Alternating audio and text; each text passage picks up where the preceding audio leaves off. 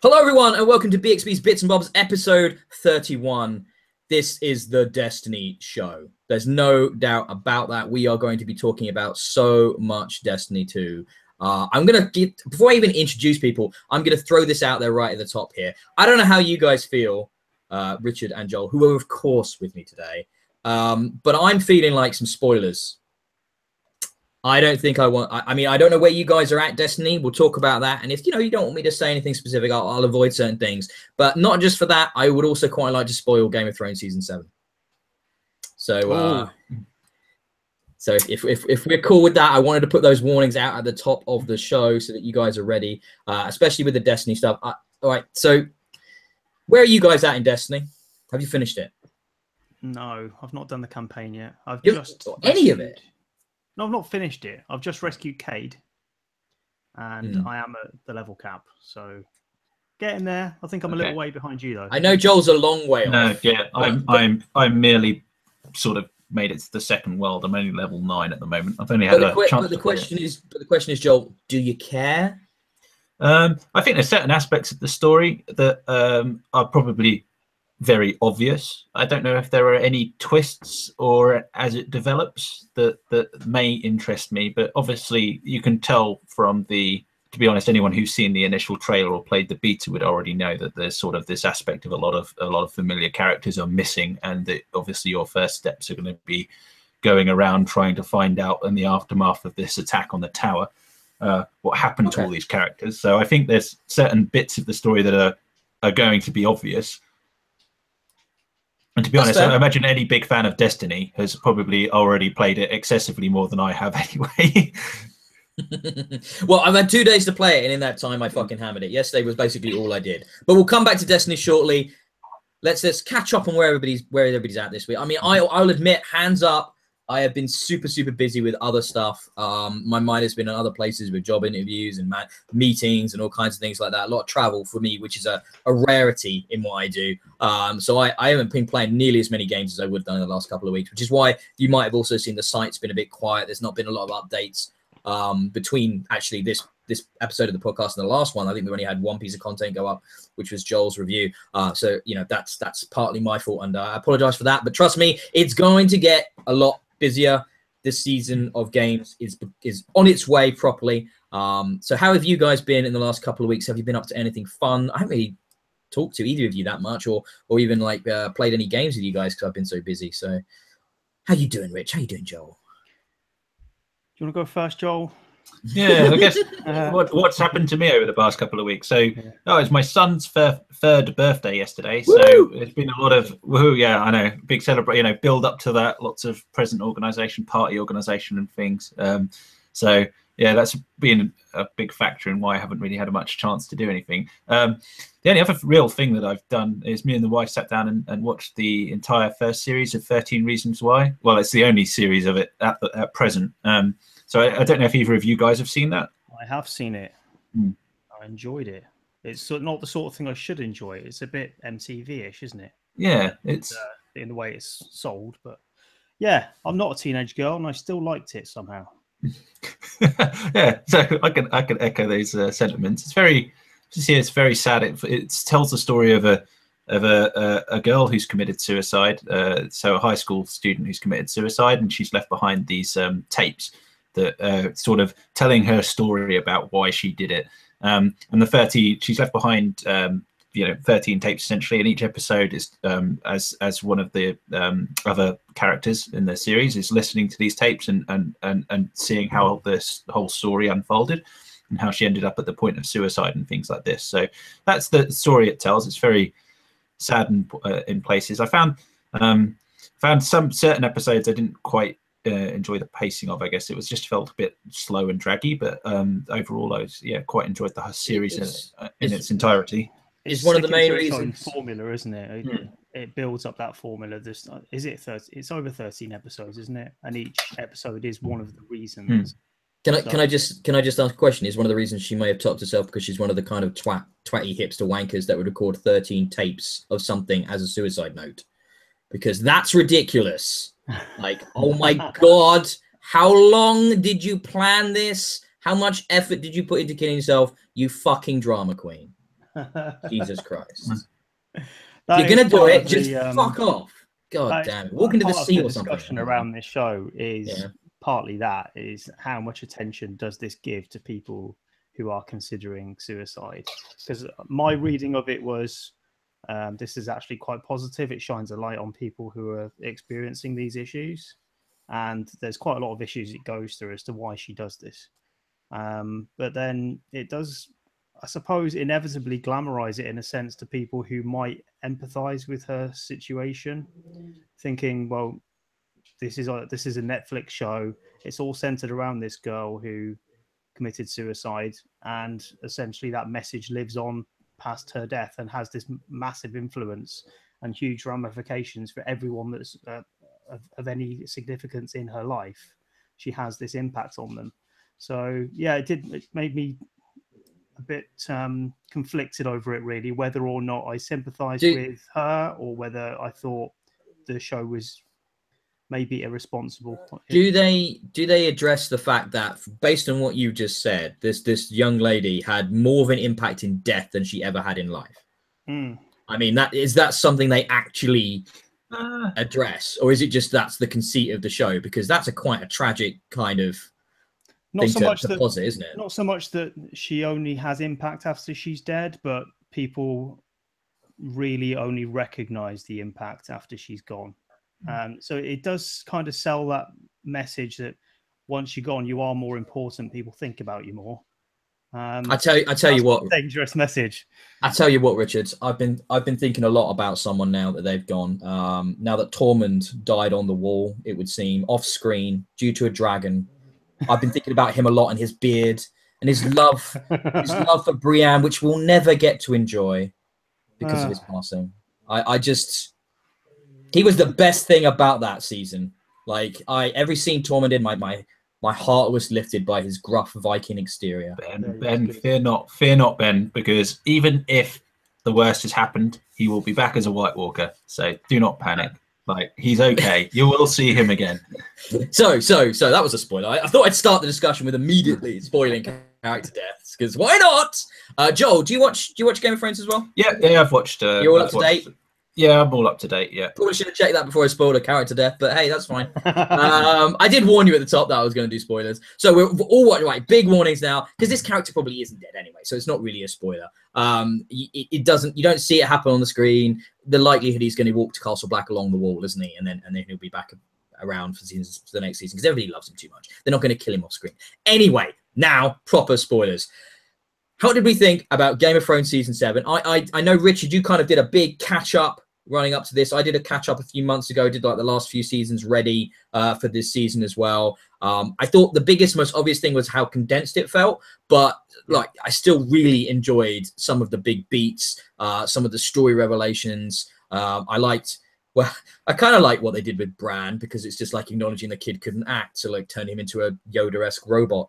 And that way he doesn't have to try and do performances. I also love the acknowledgements of how poor actors Kit Harington and Emilia Clarke are, because every time they have a scene together, they've got other people that can act with them in the scene, and they try and elevate their performances, which I think is great. And then there's that bit where Tyrion literally just calls out Jon, isn't it? And he goes, "Oh, I thought you did that broody thing." Well, I do the broody thing, but I do it better than you do, so don't worry about it, Jon. Which I thought was brilliant. Like the writers just totally acknowledging that he couldn't act his way out of a paper bag. But they do look pretty. And when the pretty people get it together, be they brother and sister or auntie and uncle or whatever, we don't mind in that show. The flow, it doesn't. The flow just increases, Rich. It gets my flow moving even more.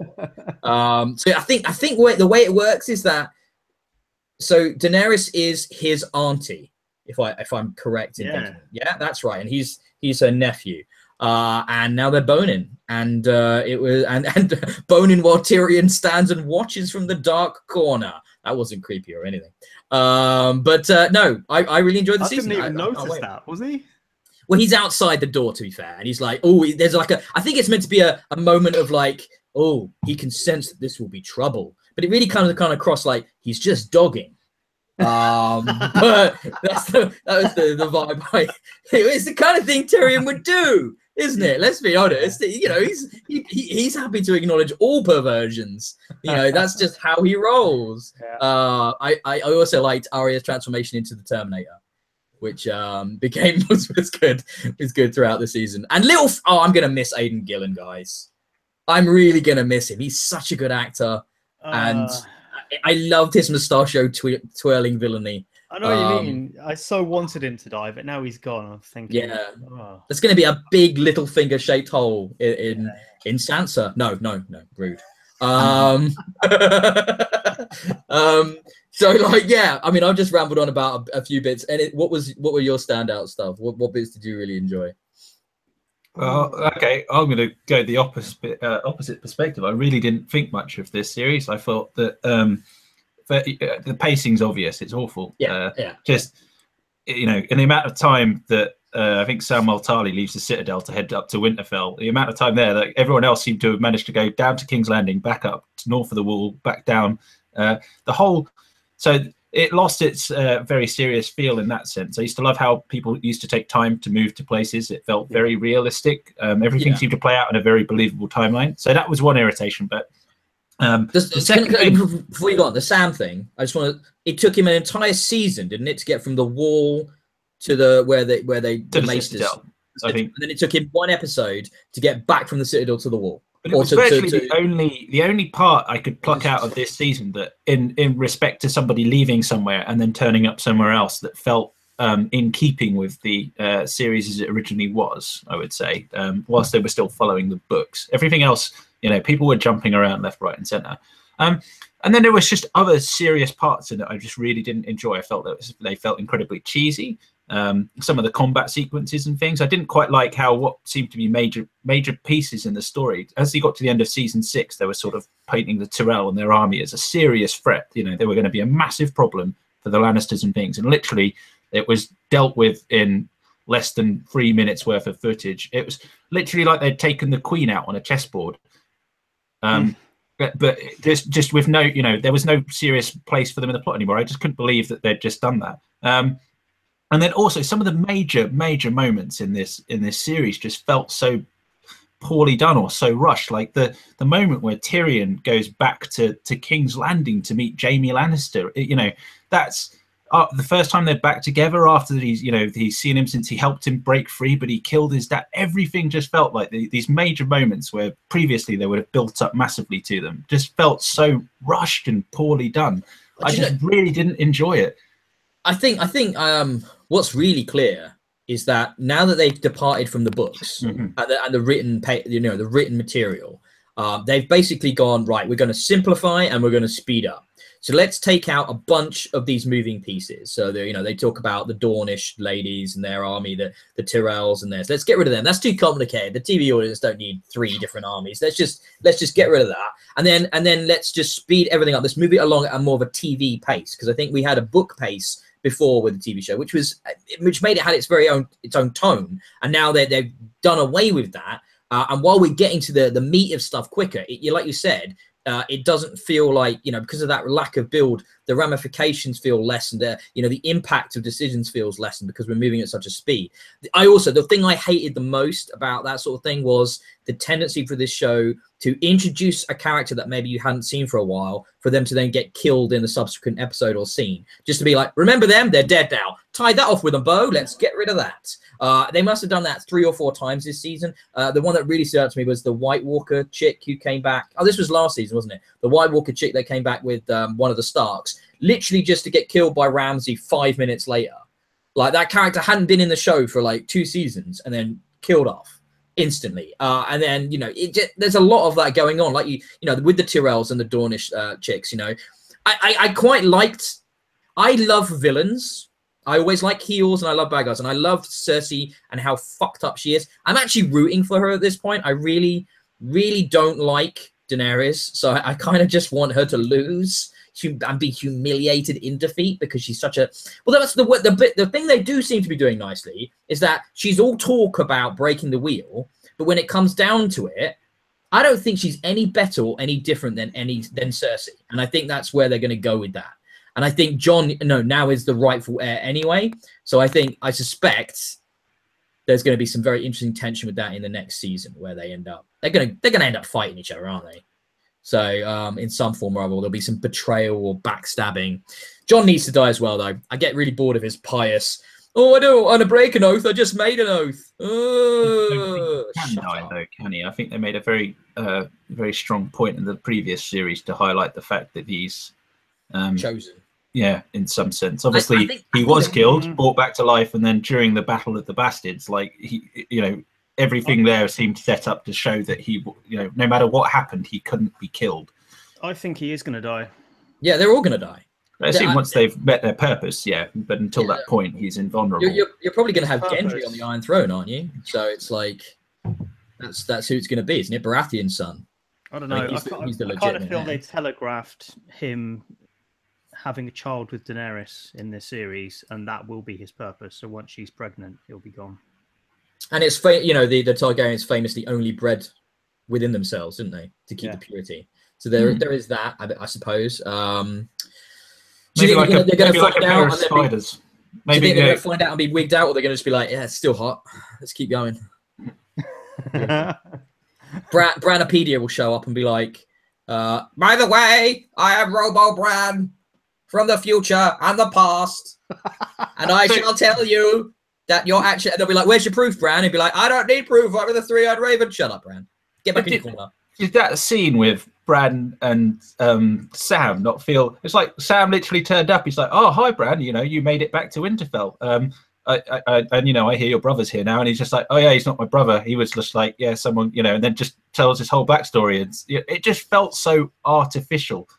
Well, yeah, because they had to move Sam to Bran, so Sam could say he read the thing. Yeah, I know. I saw the thing, and then it legitimizes Bran's claims. Otherwise, it's just some crazy kid who says he's some kind of mystical warg person, and everybody's just like, "Fuck off, Bran! You went above the wall and you become back a cunt. There's nothing else about you. You're just a dick." Speaking of cunts, do we not think the Hound has just been relegated to man who says cunt? I think it said that in the credits. He was recently on Reddit talking. This is the actor who plays the Hound. How literally people come up to him in the street and they're just like, "Oh, you're the Hound. You're the Hound. Will you please just tell me to fuck off?" And so he had to turn around and go in the Hound's voice, "Fuck off." And he's just like, so they're happy because I told them to fuck off, and I'm happy because I got to tell this fan to fuck off. And like, yeah, we're all happy. But it was a very lovely story. That is awesome. The catharsis involved there. Yeah. I don't want to talk to this fan, and I get to say what I really want to say to them. Yeah. Amazing. It's a win-win for everybody. That is good actually. I mean, yeah, he shouldn't have been brought back. He shouldn't have been brought back. I mean, he had an end point to the story, and clearly, for some reason, I feel like that was a TV decision. I haven't read the books, Joel, but it didn't feel like it made much sense for him to reappear with Ian McShane when he did last season. I don't know. Was that this season? They all blend together. I can't remember. Last season. That was last season, wasn't it? The Return of the Hound was highlighted.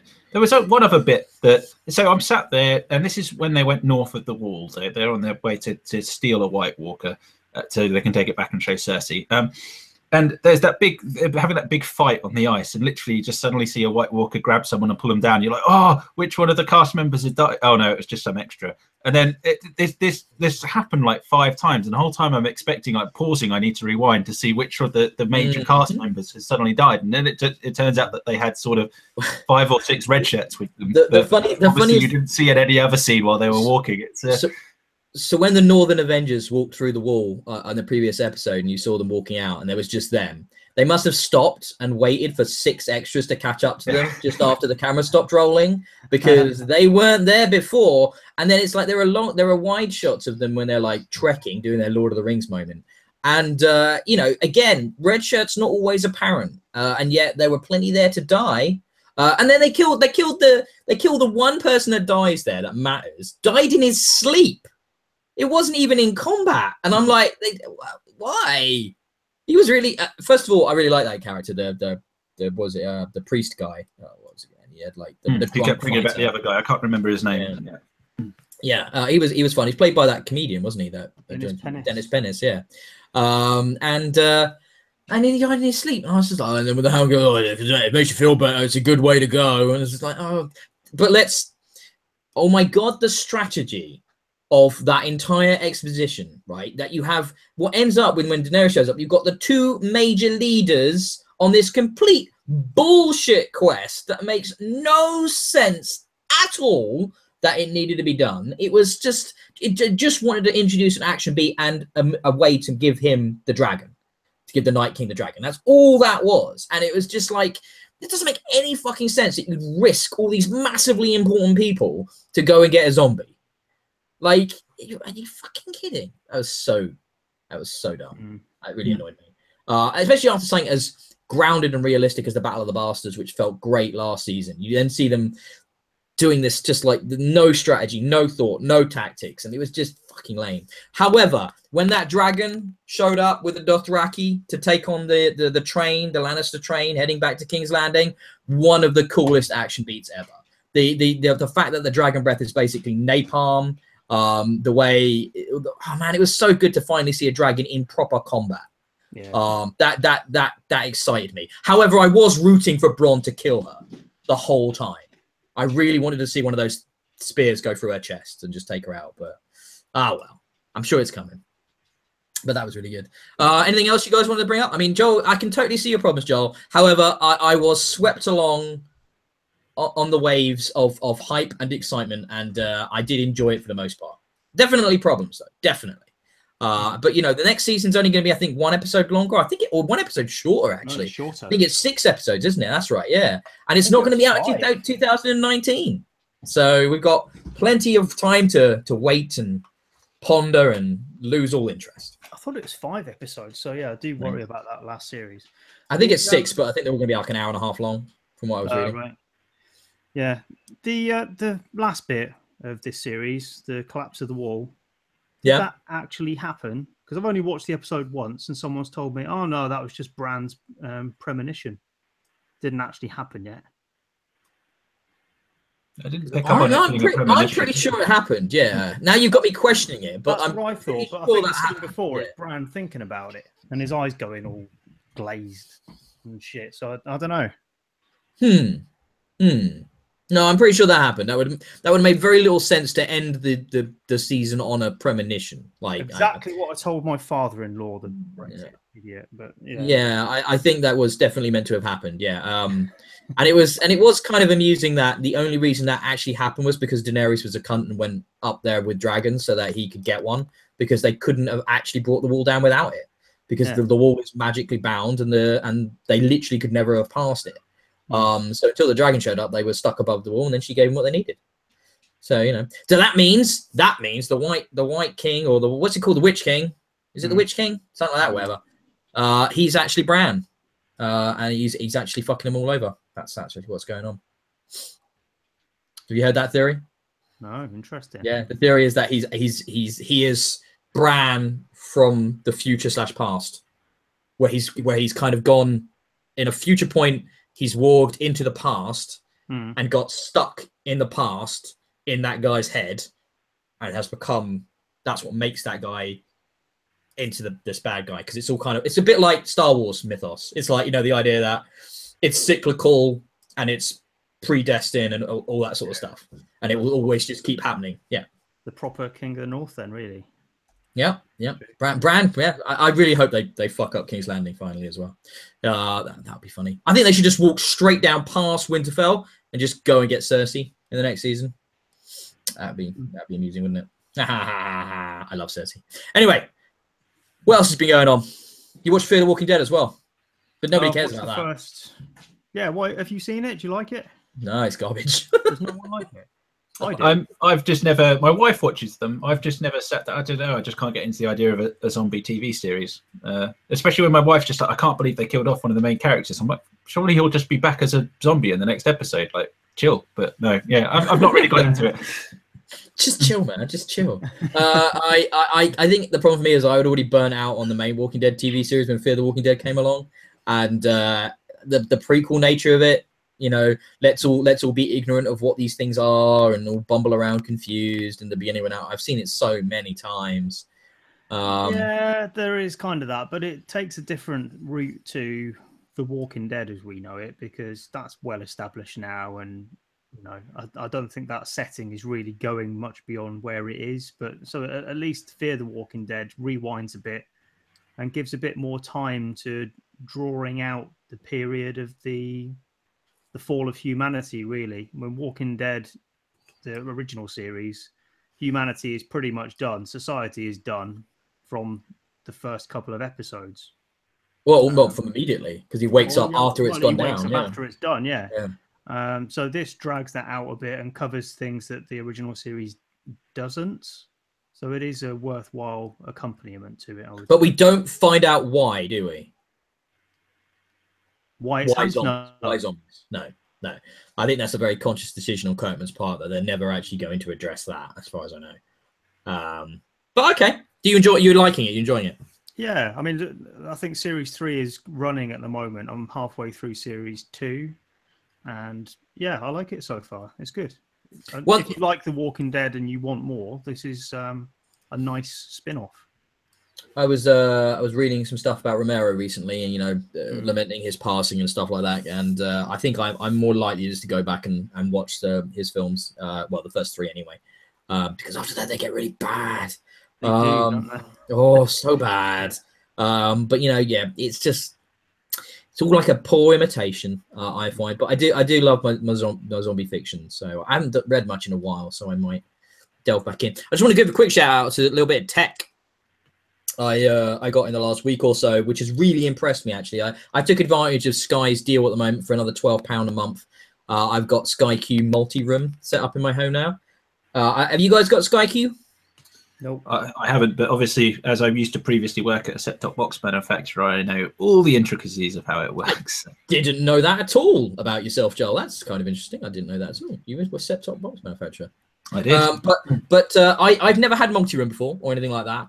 And Sky Q is such an improvement. I know you guys both use Sky, don't you? It's such an improvement over the base box, like the performance of the hardware, the interface, the tech. The voice control is amazingly good on the remote.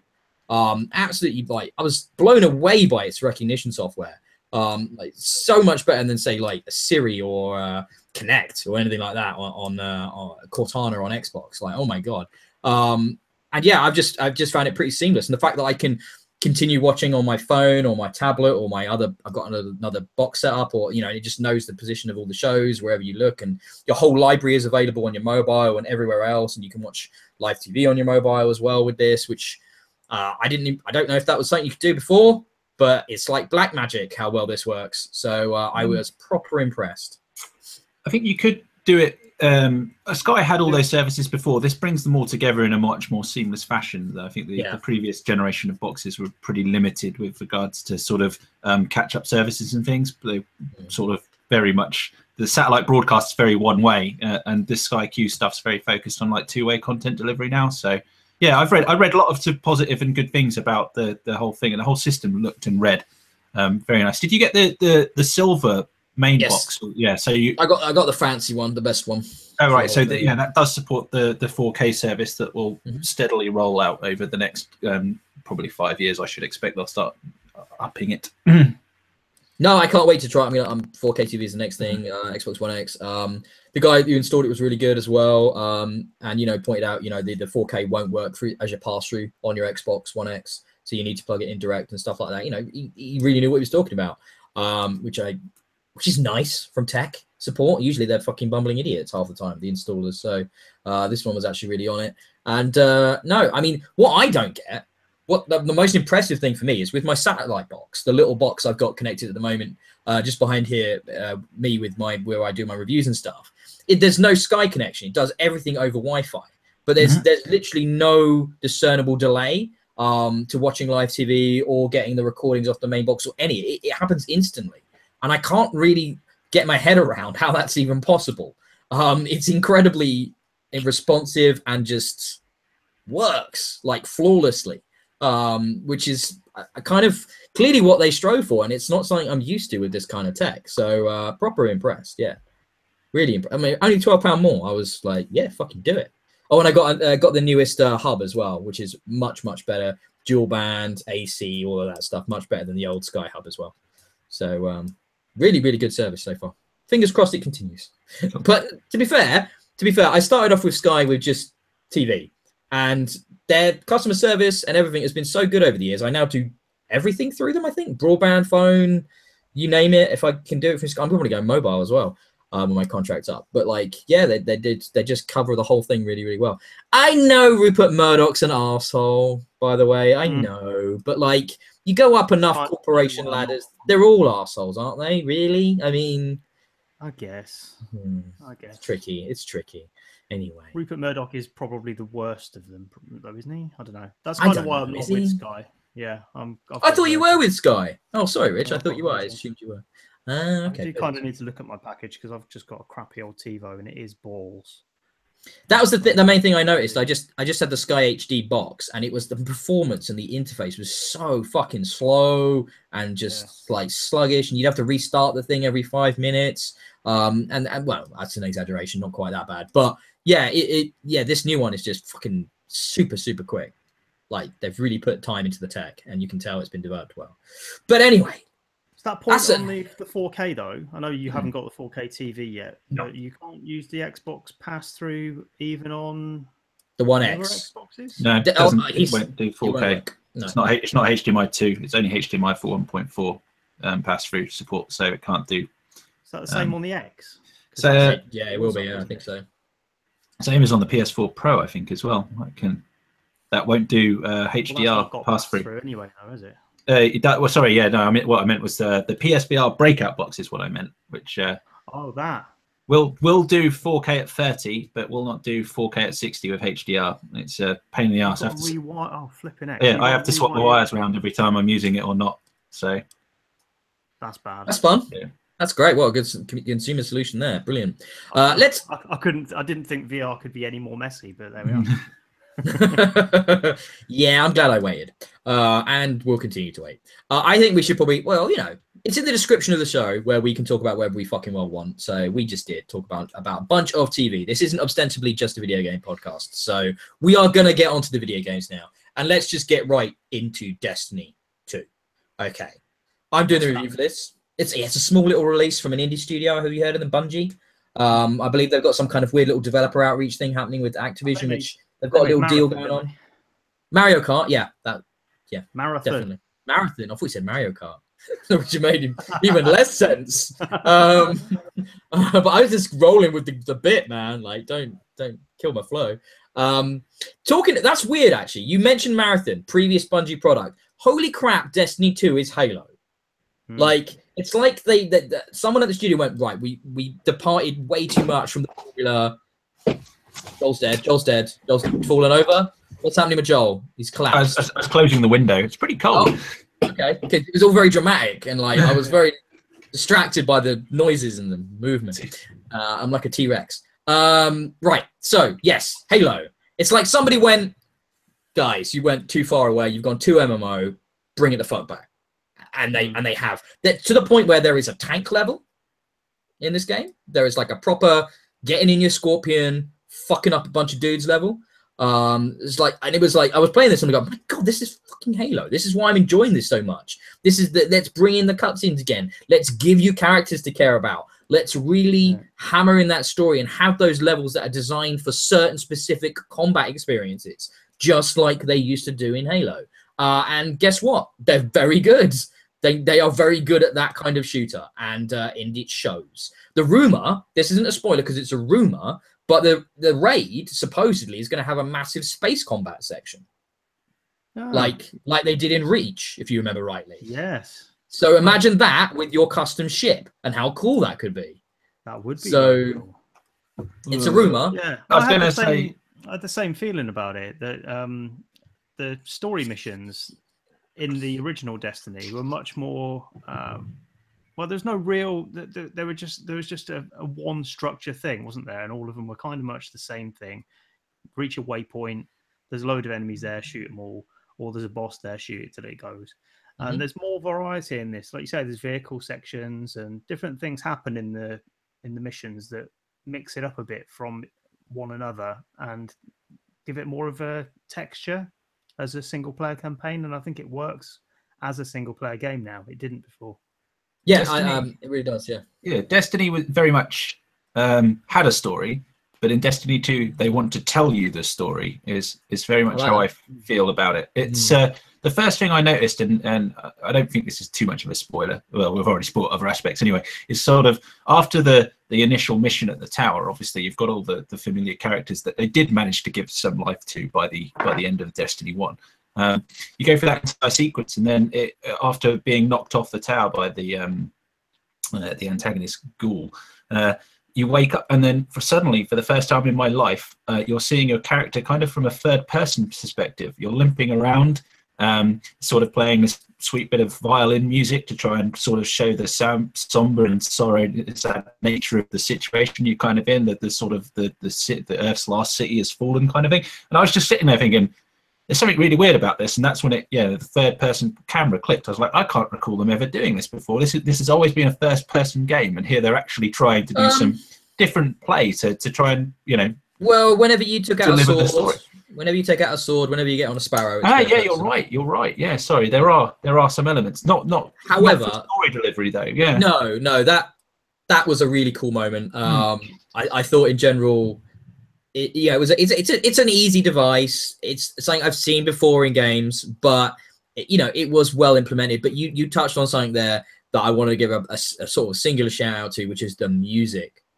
Holy crap, man! The music in this game is fucking amazing. I mean, it's possibly the best music Bungie has ever had in a game. I mean, I know we're talking about Halo here, but the themes that the different enemies have, like how when you're engaging the Hive, it has a very specific sound to it. When the music changes when you engage in the Cabal or the Vex or the Fallen, and it really builds that, coupled with these striking, beautiful skyboxes and vistas that they have in these games, and that couples with the music in so wonderfully. And then, it does the thing where environmentally the music changes depending on action beats or slower moments, or if you're in a patrol or a story mode or whatever. And it's just, I think it's the first time that I've immediately gone and, I haven't actually bought it yet, but I'm definitely going to be buying that soundtrack because I looked for it like on iTunes Music and stuff, and it's not there. So I'm going to fucking buy that. They're going to get my money because this is unbelievably good work on that soundtrack, and it only gets better as the game goes along. My stuff with the stuff with the Hive is my favorite. It's hard to describe, but it has such a brilliantly kind of like, there's a rock element to it, but there's some great synth in there and electronic stuff, and it's just fantastic. Yeah, I mean, Destiny and Halo before it was quite orchestral, and I don't think Bungie, although I really like the Halo soundtracks, and it wasn't bad, it is very focused on that orchestral style. And this has got, like you say, much more of a synthetic feel. Feels like it's taking cues from Mass Effect. Yes, and really got that balance. So yeah. Well, it's stepping away. Marty O'Donnell left, didn't he? Yeah. So it's kind of like you can see that there are definite connections, and there's thematic similarities, but they are doing their own thing now, and it has been set apart. I think I want to say Michael Silvestri. I could be wrong. Could be the guy behind the music on Destiny 2. I'm not sure where I'm pulling that from. So that could definitely be wrong. But yeah, really, really, really, really good. The game still looks stunning, but it kind of takes me into another element of Destiny 2 where this isn't really a sequel, is it? In what sense?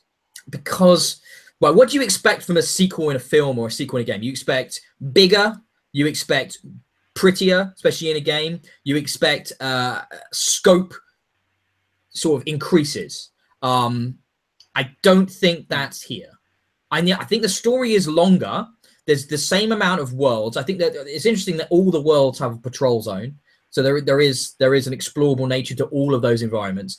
There are more things to do in the world in a structured sense. However, there are no new enemies. The encounters still feel very much the same as they did in Destiny. Yes, there are new guns. I'm a big fan of SMGs, for example. I've discovered I really enjoyed them, especially in close combat. And I really like how they've changed how the guns work in this, and we'll talk about that more. But and overall, I'm very positive, very, very, very much enjoying it. It just doesn't feel like a game that's taken 3 years to come out. It feels like it's an evolution, an extension of where Destiny 1 was at the end, where it was with all of its expansions and with its The Taken King and Rise of Iron and that whole complete product. This feels like they've taken that and added on this new story and some new mechanics and put out Destiny 2. It feels very much like, if you remember when they were talking about it originally, that Destiny was going to have a 10-year lifespan, that they weren't actually going to bring out a sequel. I think the sequel exists because of the problems with their production pipeline and because of the problems with getting content out in time and because of the financial deal with Activision. I don't think it exists because Bungie turned around and went, this game deserves a sequel. You know, it's not a creative reason that this is a sequel. It's a production and a monetary reason that this is a sequel. So what's missing from it that you'd want other than new enemies? I would want new enemies. I mean, the biggest thing would be, where the fuck are my new enemies? Where are the new... There's a tease right at the end after the credits, that we may be getting something new in the future. But, I mean, it was cool. They've even got the Taken in there, right? Which was a nice reveal to me, that the Taken are used in the story. However, it's pretty thin as to why. But everything just feels like reused assets. I mean... the enemies are all the same models. They character designs, you know, they've been tweaked in some ways. Like some of the enemies behave a little differently. The knights have a bigger regeneration in the hive, like when they're using their shields, they regen more health. There's been some balance tweaks, but so much of the assets are the same. And from a sequel, I'd expect more of a leap, more additional stuff. I noticed some subtleties. One thing I put down in my notes whilst playing is I actually noticed a bit more synergy between some of the enemies just during combat sequences and stuff, particularly with the servitors, for example. There's I was doing a public event where actually servitors, where previously they sort of mentioned, oh, you can't do this because you need to kill these 3 servitors before you can progress, but there was nothing really visual that kind of reinforced that sort of statement. But now they sort of have like the other servitors acting as generating shields for other units on the battlefield. So you have to clear these ones out first before you can deal with the other ones and things. So I sort of observed that there seems, like you say, it's much more about, I think, refinement and improving certain aspects of what they had. They haven't gone for a kind of they didn't need to go evolutionary. I think they've managed to sort of distill the game down into the bits that they really know the players want and focus on those and developing those. This is a starting point as well, remember. I mean, it's not a traditional sequel. This is a platform to be built on with 2 expansions already announced. There'll be more after that. It will evolve massively, won't it, as the first one did. So I don't feel that there's not enough in there. I think that there's plenty enough for me to get my teeth into. And it feels that the way that the content that's there is delivered is continuously... it's just keeping me engaged constantly. Every mission, I'll go up at half a level or a level, or I'll get some new items. It doesn't feel like I'm grinding for nothing like it did in the original Destiny a lot. I think we're all talking from perspective, either we haven't finished the story yet or we've only just finished the story, like myself. And the end game of Destiny is really where the game of Destiny is. The story is really just a tutorial anyway. It'd be interesting to see how I feel in a few more days when I put in some serious more time into this, which I have allotted myself over the next couple of days to really get into the end game before I do the review. I love the level design. I think I was expecting a little bit more of a visual kind of step up. Without the constraints of having to develop for the previous platforms generation, I thought maybe we'd get more kind of impressive lighting situations, or like, I don't know, level design or character models that were going to really blow me away in places. But everything seems very much in the same place as Destiny. There wasn't much of a big... No, I think they do. If you... Come on, what was it? The Vex world in the first game. Venus, I want to say. That looked, that looks amazing and stunning and beautiful in every way. And they look just as good, but I don't think they look better. They're different though, aren't they? I don't think that it's not that they've not lifted all of the world textures from Destiny 1. No, they're completely new. They're completely new. Yeah. The only thing that I kind of regret is, like, I'm looking at this and I'm seeing all this parity between the two. Why can't I take the Destiny 2 mechanics and improvements and put them in Destiny 1? Why isn't there a synergy between these two titles? And so then we wouldn't just have 4 worlds to play with, we'd have 8. or whatever it ended up at the end of Destiny 1, you know, add them together in some magical tech way that makes no sense. But that's the thing. It'd be really cool. That in 2018. It's the Call of Duty model. They will resell you the old content from the previous game in DLC map packs, Ben. Yeah. I mean, I if they said to me for $20 more, you can take all these improvements into the first game, I'd be like, yeah, okay, let's do that. But you know, I really like it, and I'm going to play a lot more of it. And like, you know, I'm going to hit the Strike playlist hard later on today. I've already spent some time in the Crucible, which turns out I'm pretty damn good at, with a kill death ratio of around 3, which is crazy for me. Which, like, something about how Destiny is in multiplayer clicks with me, and I really dig that. But I'm going to put some more time into that. And yeah, I mean, I think there's a lot to talk about here. Anything else you guys wanted to bring up? Just the, you were talking about the environments and the graphical improvements. I haven't yet really drawn a conclusion on them and stuff, but I have found that the environments certainly carry that. That's the kind of word I want to think of. They just feel massive, which is again kind of epic in size and scale. Like I used to love the moon from the Destiny original. How they managed to make something that's inherently so barren, grey, and bland, or at least should be, look so amazing and fantastic and detailed. I absolutely loved the moon from the original Destiny, and yeah, sort of not long after the opening sequence where you're kind of making your way over that snowy mountain and stuff, and it sort of gives you the whole overview in the distance. You can see the fallen city and the traveler and stuff. Yeah, I think I just love the environment work. It is stunning. Like, the environmental storytelling is second to none. I mean, I was, when I went to Titan for the first time, I was like, oh, I thought this was meant to be like, you know, pinnacle of the golden age, and I'm walking around on what looked like a bunch of oil platforms. This is really lame. And then I got to the archaeology, and I was like, oh fuck, okay, right, now that's golden age. Like, that's pinnacle of human capability right there. This giant, humongous structure, self-contained world on a world. This is pretty fucking impressive, and it's all run down, but the AI is still functioning inside, and then that's all Hive stuff in there, and it just goes down and down and down, and the level design is like, I'm playing an Aliens game at this point. It's creepy, it's claustrophobic, it's intense, the music is working, the lighting is great, it's all darks and golds and, you know, reds and sort of like alien and just hostile, and you're on edge even though you're a badass, and it's just like, yes, this is fantastic level design. I don't know how you guys are playing, but I'm doing this thing where I get to a world and I'll beat all the side missions before I move on to the next one. So I'm pretty much I was over leveled throughout the entire story.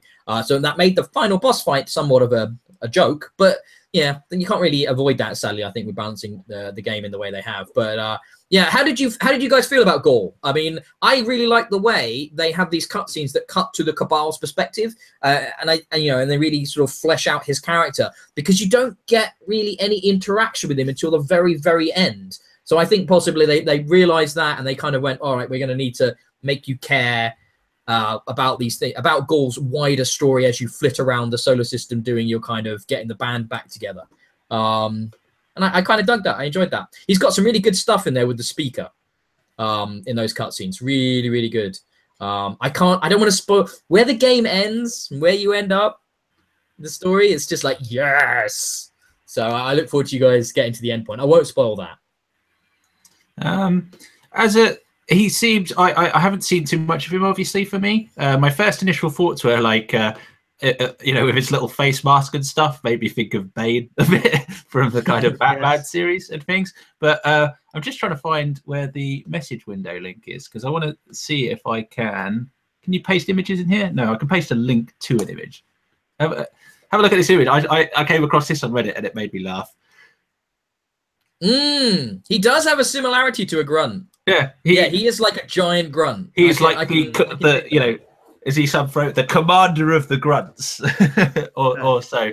And yeah, he has that. You know, he's got that Cabal-y Space Marine feel to him that they kind of the Cabal always had from the first game. So, and yeah, he is having some interesting conversations. Obviously, with the speaker, he's only had a couple.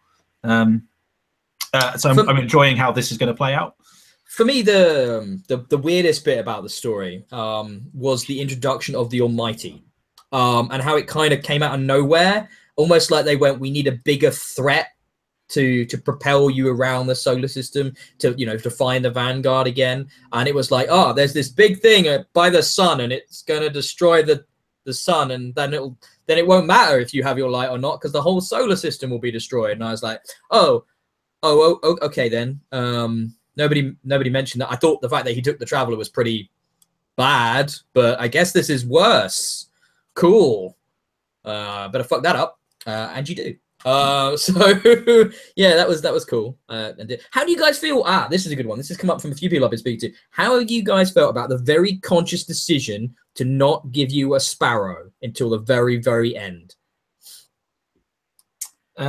So the like I'm on the second world, and I hadn't been given a Sparrow yet. But I knew, because I've been given some unlock codes for some custom Sparrows, that they are obviously in the game somewhere. But yeah, it's kind of lingering in my mind. It's like, when are they going to give me a Sparrow? When are they going to give me a Sparrow? When are they going to give me a Sparrow? So yeah, I've just got mine. It's when you reach level 20. Yep. There's two ways. Either you beat the story or you reach level 20, whatever comes first. Because when you hit level 20, you can go to Everest, and she gives you a bunch of free shit. And one of those is, well, you're not guaranteed a Sparrow out of that, but a lot of people get one. Or you beat the story, yeah. But the other thing I had, Sparrows. You got two. You can only ride one at once, can't you? You greedy fucker. Jesus. I hadn't actually, to this point in the game also, I've not seen anybody else on a Sparrow. So whilst I think traveling the first world, I didn't see anybody. I saw some of the Fallen on whatever the things they have. Yeah. I saw some of them flying around, but I never saw another player on a Sparrow. And I did walk past a lot of level 20 guys. Are they limited to which world you can? Are they limited to which world you can use them on? No. Once you got them, you can use them EDZ. You can use them IO. You can go anywhere with it. I think maybe not on Titan because it's too small. But yeah, any of the larger open environments, you can totally bum around on them. But yeah, I mean, I thought it was very smart, because it makes you take your time, and it makes you take in the world, and it makes you, you know, do things like the lost sectors and do some treasure hunting and spelunking, and makes you really take in all the work they've done. Because, you know, the habit there, I think they must have gone, right, well, a lot of these people would have played Destiny 1. And immediately, if we give them a Sparrow early on, they're just going to jump on it, and they are going to fly straight to the objective marker, like they played Destiny 1, because they played all those missions 400 times, and all you did was just fly from one objective marker to the next, and not really pay any attention to what was around you. So they've clearly gone, no, let's make them, until they hit the end level, really immerse themselves in these environments, in these locations, and get to know them. And I think it's a very smart choice. And in a way, that brings me on to my next question for you guys, maybe the inverse of that. Do you feel the shaders options that they've gone for were a very bad choice? Because frankly, it's totally bullshit. See, but I don't think it's a problem.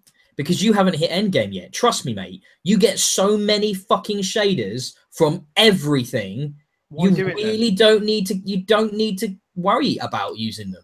Why make me manage that then? If they're so numerous that they're virtually unlimited, why make me manage them? What do you mean manage them? Well, if it's just like the old one, you just had a color and you could switch it in whenever you wanted, couldn't you? Yeah.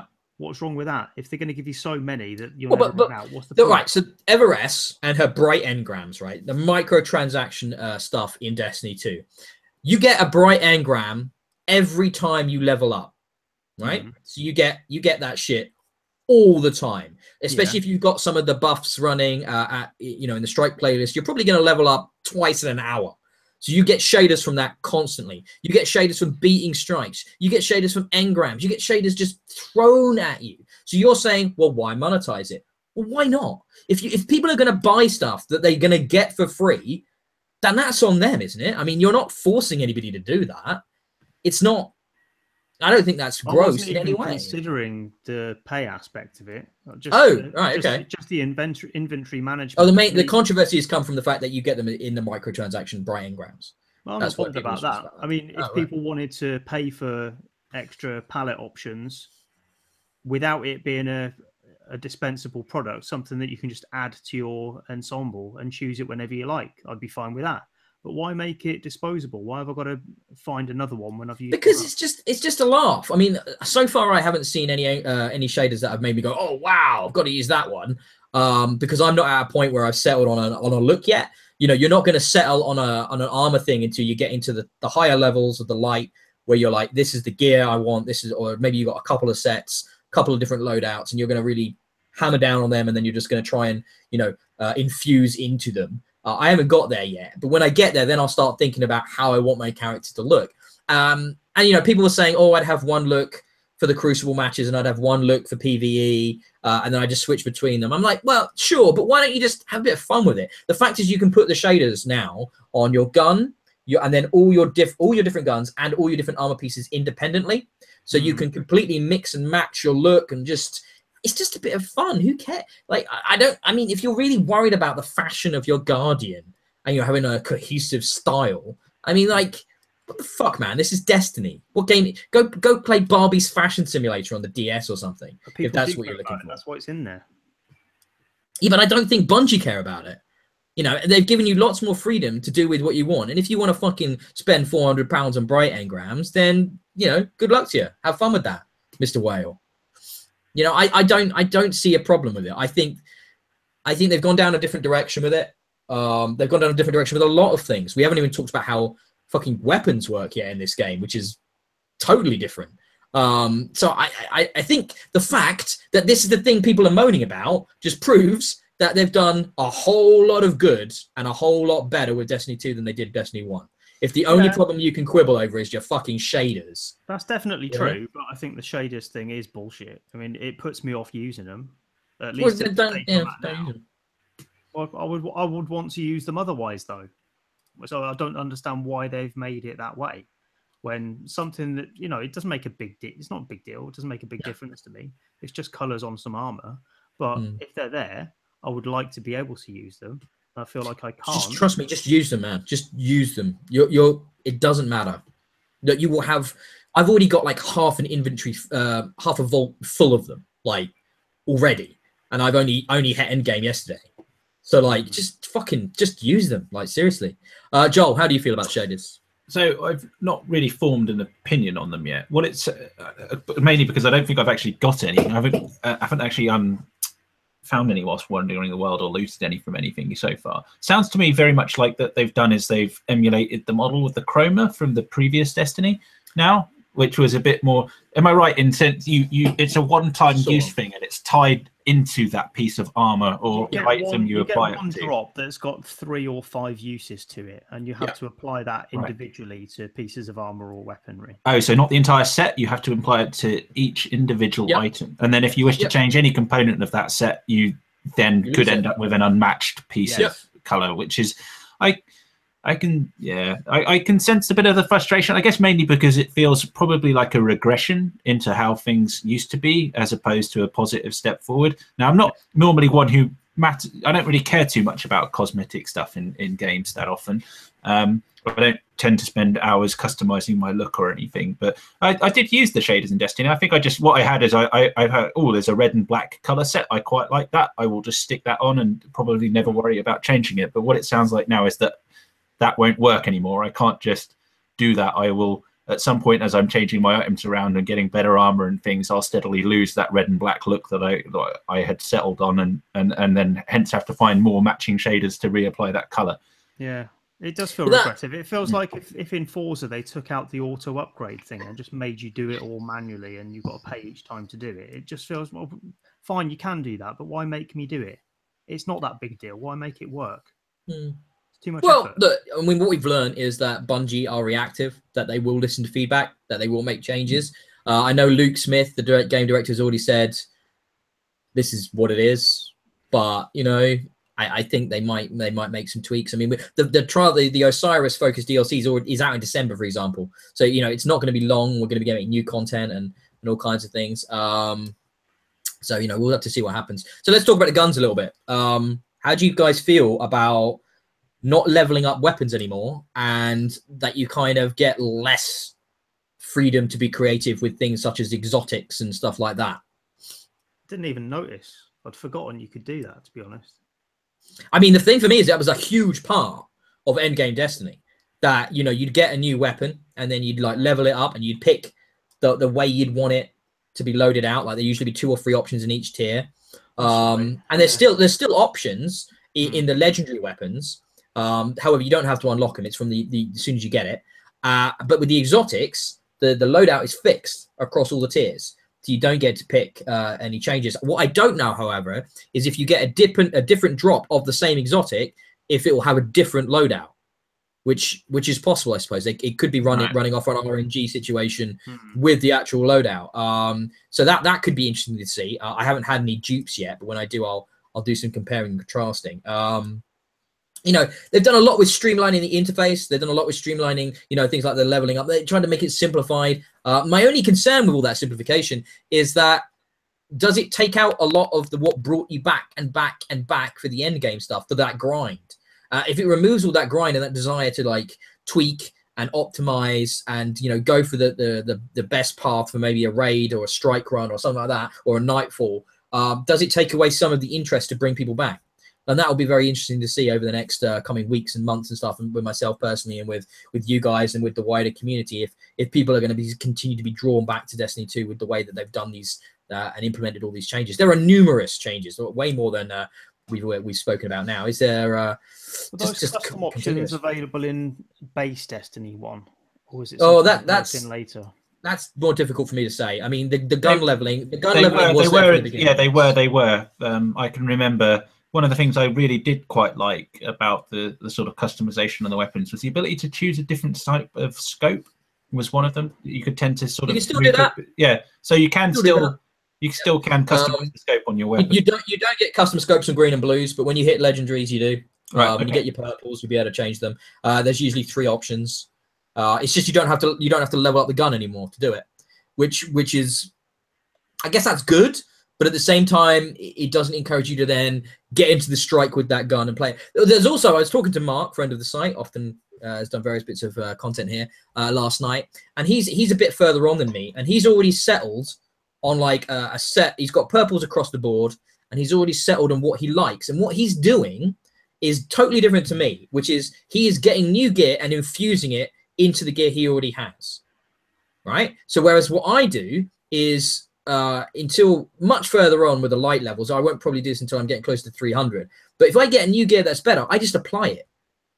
And then I scrap the gear I'm not using anymore to get me my legendary shards, which I can then go to Xur with and buy, you know, exotics, or I can spend on various other things. My thinking being this way, I'm trying out all the different loadouts, all the different weapons, getting to know everything. And I'm not like hammering down on a final build yet. Whereas Mark has gone for the final build immediately and is just upgrading into it. And I think it's interesting that, you know, this is the kind of game that gives you the freedom to play it in such different ways. And I love all that. And I can't wait to really start. You know, I haven't got a full purple set yet. I've got some really good exotics. I've got an exotic pulse rifle that I'm really enjoying right now. And last night I went to a quest giver and they said, you're going to get a legendary reward for this. And I got my legendary, but I also got an exotic out of it. So I've already, at this point, I've only just hit end game. I've already had about 5 or 6 exotics. Which obviously means that drop rate on the exotics is way bigger than it ever was in Destiny. And I think what they're doing as well, if you get an exotic and you're, say, level 16, light level 160 or something, you want to go and open that straight away because the engram now has a level. And it's like if you wait, it's not going to go up if you wait to open it. So the idea is that you use these things as soon as you get them. The other big change I've seen is when you get most engram drops now in a mission or when you're out in a strike, will give you the weapon or the armor immediately. You don't have to decode them. Yes. Now you do get decodable legendaries, and I think all exotic drops are decodable at the Cryptarch. However, you know it's much less hoarding engrams, and then I'm full on engrams. Got to go back to the fucking tower, decrypt all my fucking. Oh, I've got to do it one at a time because then I have to equip the best thing to make sure I get the best possible engram. You know, all that's been taken out of that now because you just get them at the level they are set at when you pick them up. You know, and it will often be higher than where you're at. Actually, I think engrams are always higher than your current level. And then, you know, you decrypt them and then you find out what it is. I kind of miss a little bit the mystery of what you're going to get. I always thought it was exciting. I don't know about you guys. You got your 20 engrams. You're going back to the tower. What's it going to be? That blue could turn into a purple. That purple could turn into an exotic. Woo! You know, or the other way. More often than not, it was a disappointment. So I don't regret that they've changed that. That's fine. Richard, you're talking to a guy here who spent about 20 hours at the loot cave. So back in the good old days. So I used to love my engram farming. That was a fun time. But don't get me wrong, there's plenty of new fun things. I'm really enjoying Lost Sectors. If you guys haven't done any of the sort of the spelunking, going into the tunnels of a particular environment and finding the mystery like boss that's down there and then killing him and opening up his chest, often really good rewards from that. So I highly recommend doing those. Yeah, the public events on a timer and you can see them on the map. How good is that? Public events are fun and accessible now. It's nice. It's very nice that you can see where they're going from. Particularly, one of my frustrations I can remember from the previous game was about having to, for some of the bounties or certain other sort of longer term missions that you had in your books, having to complete certain public events and things, and you literally had to go and find a website where someone was sort of some people had all got together and try and reverse engineered how it worked, and you could find out where to go and when the next expected public event was and things. So it's much nicer that they've solved that out, because yeah, that was a real frustration, sort of just trying to hang around in a certain area, not only hoping that A, you'd get a public event, but B, it would be the right type of public event as well, because some of the areas obviously supported one or two different types as well. So, and the public events, actually, two of them gave me exotics when I did them, which was pretty cool. Also, they have heroic modifiers, which you have to know how to trigger. There's usually something you have to do during the event to trigger the heroic modifier, and if you do that, you get better rewards. Obviously, you make it more difficult, so hopefully do it with a fire team or do it with others around you. But there's all kinds of stuff there as well. I will say, like, once you get end game, that's when you unlock patrols. That's when you unlock strikes. That's when you unlock all of that. One thing I didn't like: the strikes are no longer integrated into the world.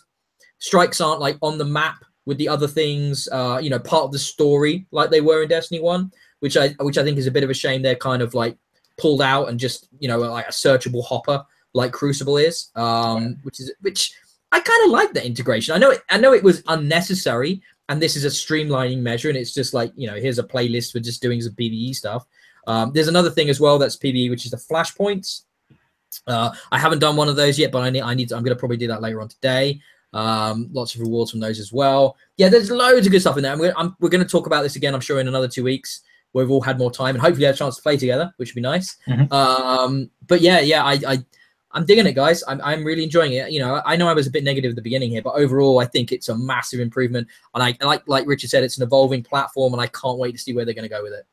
I am excited to see how this develops over the coming months and years, supposedly. Hopefully, their development platform is somewhat better than it was before. Fingers crossed.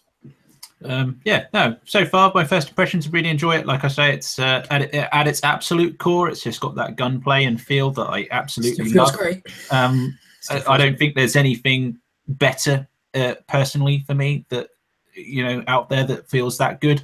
So and then just from there, everything that spirals off that, I'm just also enjoying as well. I'm really looking forward to playing more of it and just getting more involved with all the new stuff that you've talked about. It sounds really good. Finding out a bit more about how it all works myself, and yeah, you know, hopefully in 2 weeks' time I'll have a bit more opinion to say. That is the fun meta of Destiny is like working out all the end game stuff, all the loops that you want to be running, all the best optimizations for gear and stuff like that. You know, there's loads of little things in the game which you can lose hours to, and I recommend doing. I do really recommend, though, try all the guns, guys. Don't be put off by maybe stuff you didn't like in the past or like the sound of. They've all got pros and cons. For example, who knew SMGs would be as awesome as they are in this game? I absolutely adore them, especially if it's an energy one. You just rip through shields like they're not even there. So yeah, they're really, really, really cool. Do you like? Oh, by the way, do you like the way the weapon stuff now is kinetic, energy, and heavy? I kind of dig that. I think it makes a lot of sense.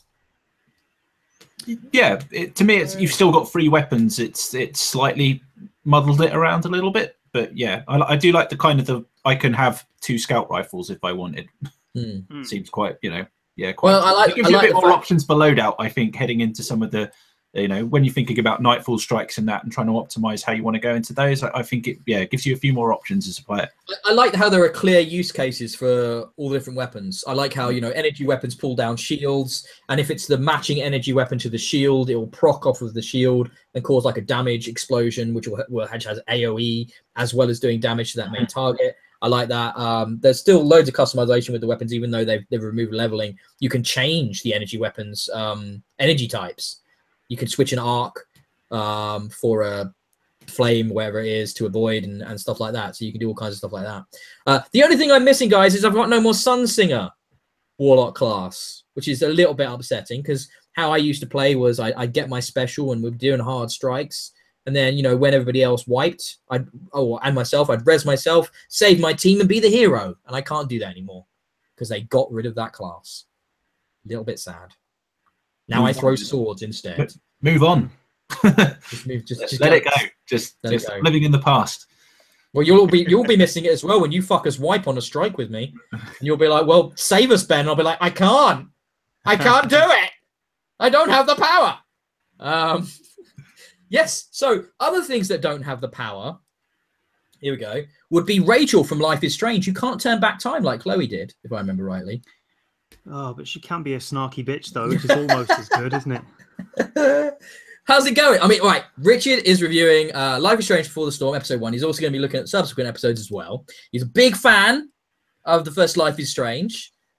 How's Before the Storm holding up for you? I really like the first series, and a lot of it rested on that time travel mechanic or rewinding time. The whole thing about that as a sort of shoot off from Telltale's format of introducing a load of characters, you let you talk to them, and you can choose how you treat them, and those choices have consequences.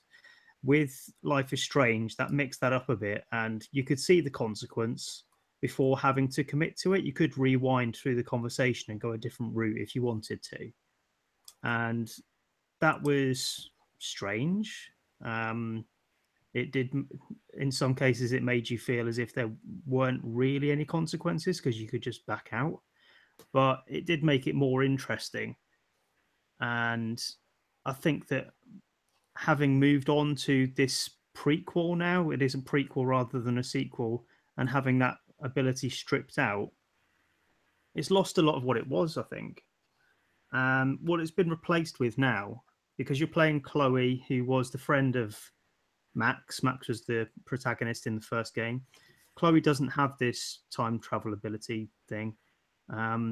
What they've replaced it with is her just being rude to people, and it's a really, really weird system. You have this thing where if you want to win an argument with someone, you've got your usual dialogue choices, and then this option to, I can't remember what they call it, but to slap a bitch. There's something about just like having a pop at them or something, right? So you choose this option, and the idea is you listen to what the other person says, and then you repeat some of those words in a sarcastic, snarky way with some sort of ostensibly snappy comeback that will make them think, oh my God, I can't handle this conversation. Let's give her whatever she wants. And it's absolutely ridiculous. So the first time this happens, the first scene of the game is Chloe trying to go to this almost illegal like gig. Like there's this band playing in this abandoned old mill. And she's trying to get her way in. There's a bouncer on the door, and he knows she's a kid, but she wants to get in anyway. So her way around this is to tell him what a girl he is and what a girly looking motorbike he's got with flower pictures on it. And he's like, oh my God, you're tough. You can go in if you want. And what? This is instead of time travel, is it? That's how bouncers work. Just insult their manlyhood, and then you'll just get in every time. Works for me. So I get that they've been forced into doing this. It feels like they've committed to doing more content. It's not the same developer, Rich. No, I mean as a publisher, they've seen that they want to do another game, but it doesn't really make a lot of sense that they're doing it the way that they are. It has to be a prequel because we know what happened in the original game. I don't feel that taking the abilities away from the original game really works in this. Okay. How's the writing? How are the characters? Beyond the fact that we don't like the sort of lessening of the mechanical depth by taking out that particular gameplay mechanic, you know, how's the rest of it? Like, does it hold up? Does it feel legit? Do they feel human, or does it feel like what it is, 40-year-old guys writing teenage girls dialogues? To a point, it's fine. The first half an hour is terrible. It feels like exactly the first episode of the original Life is Strange felt. It felt self-aware. That's why I bounced off of it. Yeah, I couldn't. Yeah, too self-conscious and keen to use what it thought were the tropes of a 16-year-old girl or whatever age they are. It felt like it was trying too hard. This is the same, but only for the first half an hour until it gets some established relationships in there. When you're with Chloe on her own, she's awful to be around. It's just terrible. Everything she says is overly sarcastic. It feels like the voice actor has gone in there and been told, like, be a teenage brat, just be a teenage brat, and it's the exact stereotype of that you would imagine. And there's no warmth there. There's nothing to relate to. But I suppose the further you get into the episode, and I say the first half an hour, the whole thing is probably about 2 hours, 2.5 hours long. Once you've got over that initial hump and she started to relate to some people, then it does get a lot better, and it makes you realize that first exposure to her is her defense mechanism. Anyone that does meet her thinks she's a dickhead. And it's only when you get under the surface that she's tolerable and actually quite warm. And yeah, I've enjoyed it so far. I'm not sure where it's going, because you might have picked up from the original, there was this element of mostly social interaction was the heart of it, and what it's like to be a teenager in high school with the problems that teenagers have. But there was a kind of supernatural element to it as well, and that's hinted at here too, but not to any great degree. So I'm not sure where that's going to go. Okay. But Now it's kind of good so far. It just depends where it goes, I guess. Now we let's talk about this live on the podcast so people can understand the mechanics of it. I haven't really specified how I want coverage from this view. I mean, you're going to be looking at the whole season. So, I would suggest maybe waiting off on a score until the very end. Yeah. But I would love to hear more of your sort of fully ruminated upon thoughts about this particular episode, though. So I'd love to see some of that from you, because I can tell you're in an interesting place with it right now, because you're not quite sure. I know I liked it. There are things that I definitely dislike about it, but I can't say I didn't enjoy it. I did. You love nothing more than being a teenage girl. I understand. That 13 Reasons Why. I'm guessing you're big into Riverdale as well, probably. Teenage girl.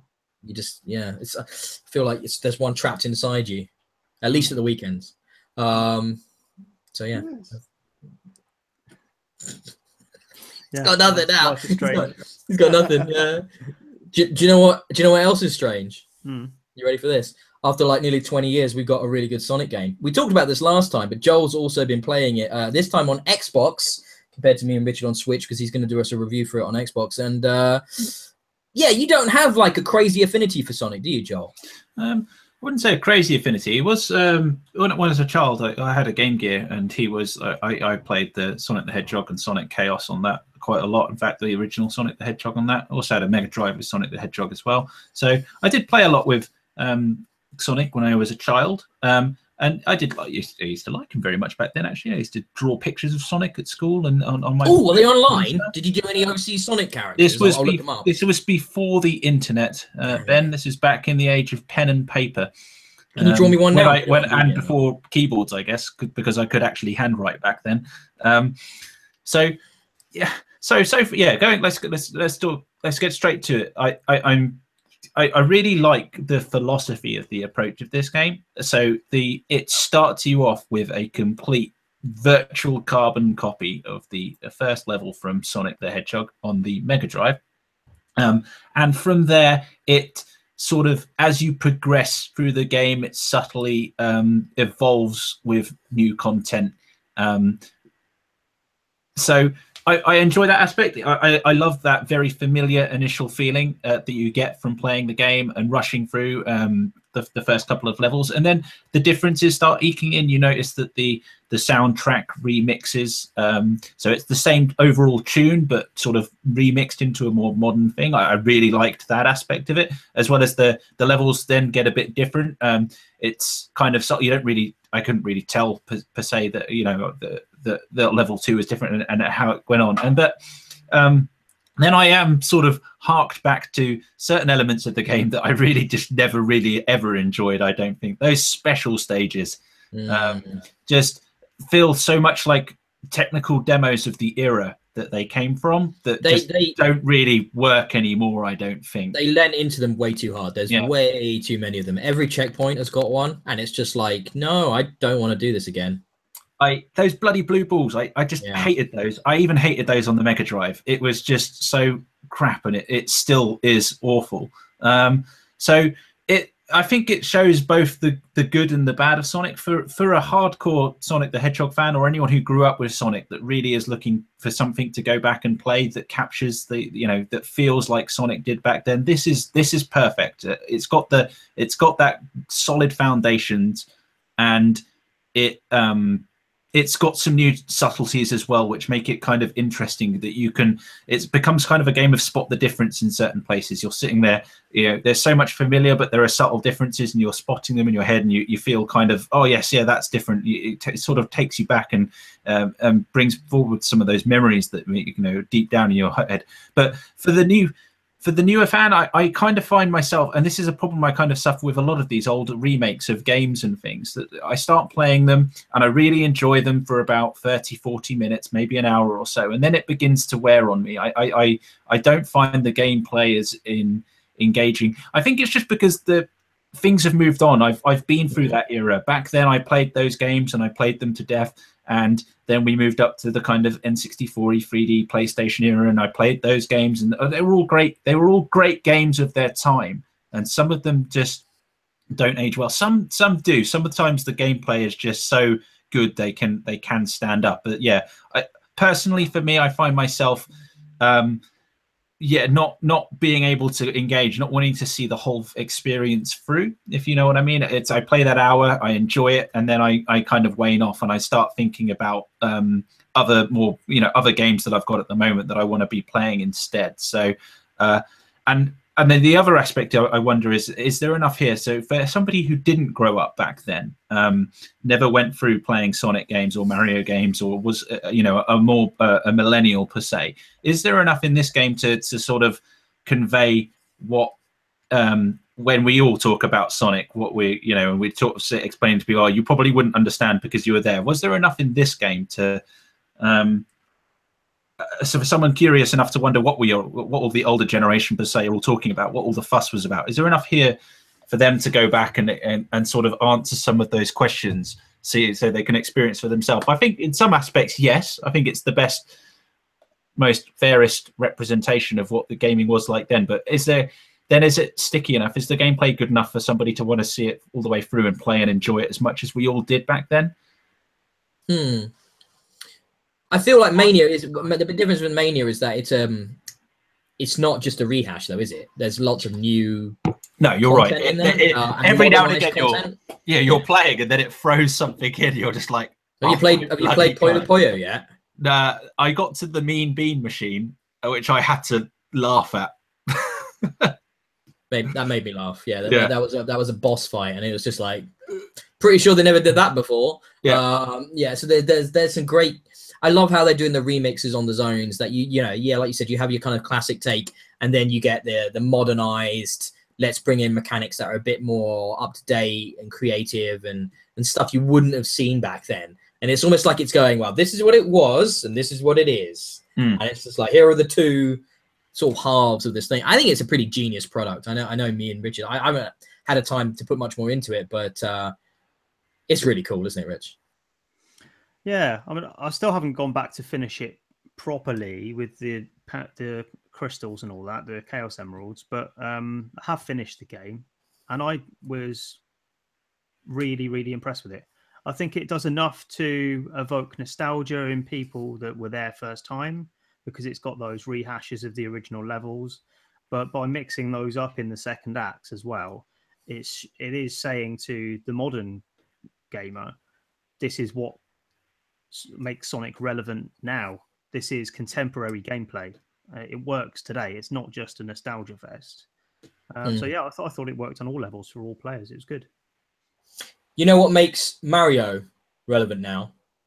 Mm-hmm. You give him a fucking gun, and it's like brat, motherfucker, brat. He's just swinging around, killing them Rabbids, capping them in their ugly little faces. Yeah. And by that I mean Mario plus Rabbids Kingdom Battle on the Nintendo Switch. Richard, you not played this? I thought you would have got this. No. Not your jam? Not interested? I kind of would have had a go, but I'm not going to spend 50 quid on it in a month that I've bought Destiny for 70 and whatever else I've bought. No, that's fair. That's fair enough. Me and Joel have been having a go at this though, and yeah, this is XCOM with Mario and Rabbids, and it is altogether far too pretty and far too charming than it has any fucking right to be, and also a really solid tactical RPG, like really, really solid. It plays very, very well. I love the mobility. Like, I'm a big fan of XCOM. You know, and this has obvious like connections to it, but there's things like in your movement turn, you can slide tackle an enemy, and then you can like jump off of another character, and then you could land a butt stomp if you're Mario, and then you get into position, and then you can shoot someone. And it's just like, oh my God, there's so many options here. And it's like the puzzle pieces are so varied and interesting, and the world is so pretty. Plus, Mario with guns strangely works really well. Do you know what I found out today? Can you guys? It's a Ubisoft joint. Can you guys guess? If you haven't seen the news story, don't spoil it. But can you guys guess what engine at Ubisoft this game has been made off of? I already know the answer to it. So. I have seen it. Yeah, you have seen it. The fucking Division. This is the using the Division isn't it? Snowdrop, and it's like, what? Well, I guess that explains why it's so goddamn gorgeous. But like, that's a very strange mixture of properties that I never expected. But then again, I never expected Ubisoft to be developing a Mario game until this was announced at E3, and then quite quickly released. I think everybody's loving this game. I've only heard positive things about it. And Richard, when you do get some time, if you find something a bit different, I do recommend it. Though I know you're not a big turn-based guy after the Masquerade game. Well, I liked XCOM, so if it's anything like that, I'm sure I'd enjoy it. It's like XCOM, but with humor and more mobility. That's my main. Spend that much money on it. It's expensive, isn't it? Well, it's got Mario in it, and I've never heard of a cheap Mario game ever. No. Yeah, I'm only at the end of World 1. I've again not had enough time to put into it in the last couple of weeks. Joel, you're further in. Where are you at with it? So I'm halfway through World 2, so I'm not dramatically further than you, but I have tried a few of the other bits. I played multiplayer on it as well, which is. It probably didn't need to be there, to be honest. It's not even really multiplayer. It's kind of a local co-op mode. You can't play it like on two different switches. You have to play on the same switch. Each of you takes one of the Joy-Cons and controls just two characters. Basically, it's a bit. You could play it by yourself. So it's cooperative. Yeah. You play on the same side. You don't play competitively against enemies, and it's just. It doesn't. I don't think it needed to be there. They could have just got rid of it and just put the levels in as like challenge levels or something, or added them to the rest of the challenge pool. I think you're right in identifying. It's amazing how this is.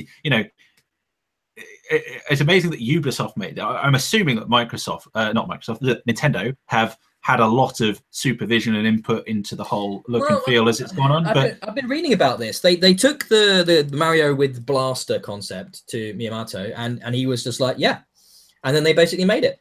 They were given, I should they guidelines, but no, Nintendo weren't breathing down their necks while I was reading. It's amazing. It's I love the subtle little animations, the details, the world. It looks so pretty. It's very, it feels 100% like a Nintendo game. Mm-hmm. It's the only obvious outfit is all the Rabbids everywhere that give it away. What I really liked is the intro, how it actually tries to put some explanation to how this scenario where these two sets of characters have come from. I thought it was really good. Well, okay. It's like a chick invents a VR set that isn't a VR set, and it can like combine things, and then the Rabbids show up in a time traveling washing machine, fuck up her lab. steal the set and just start like making everything get combined. But her lab is obviously, as well as being an inventor, she's a massive Mario fan. So her lab is full of Mario memorabilia, posters, and this is how the Rabbids are all combined with all this stuff from all these memorabilia and things, and then go. I didn't expect that. I just literally thought there wouldn't be any explanation. I thought they'd just throw it together. It's not exactly necessary because even with it, it doesn't make any fucking sense. It's nice. It's a nice touch, I thought. You're right. I guess you're right. It wasn't necessary for the game, and hence that's why it surprised me when it started off. I mean, like everything else, it looked stunning. Like, it's the first time I've liked the Rabbids in anything. Like, this, like what they were designed for. It's perfect. It's a perfect mishmash of the two properties. They just work so, and it's so funny in places. And the weird thing is, you don't play as Mario or Luigi or Rabbid. You play as this Roomba, which the only way of describing it is a little robot that goes around and does all the talking in the game. Actually, almost all of it. And it's like all the dialogue seems to come from the Roomba, and then the bit with Peach. But yeah, the other characters don't speak a lot, at least not so far for myself. And yeah, so that's a bit strange that you don't actually play as any of the characters, but once I got the hang of that was okay as well. Yeah, and it just works, doesn't it, Joel? I mean, it's if you've played XCOM, you have a very good idea of how the game plays. So I don't feel like you need to explain that too much. But there's a lot less RNG in this. Basically, if you have 3 stages of cover, no cover, 50% cover, 100% cover, right? So if they've not got any cover, you will guarantee a hit. If they're 100% cover, you will guarantee a miss. And if it's 50% cover, it's a flip of a coin. So unlike XCOM, where you've got all the minute, somewhat irrelevant percentages, if you think about it, this is much more binary, easy to understand. But don't get me wrong, this game will challenge you. These combat scenarios are not easy. There is an easy mode for every combat scenario, which will give you more health, but they are actually quite tough. And you get basically each combat scenario, there's like 2 or 3 for each section, and you carry over your health between those combats. So you have to manage somebody. If he's taking, like Mario's taking a lot of hits, you then get into the next fight with only maybe enough to take 1 hit off of an enemy. So you have to play bearing that in mind.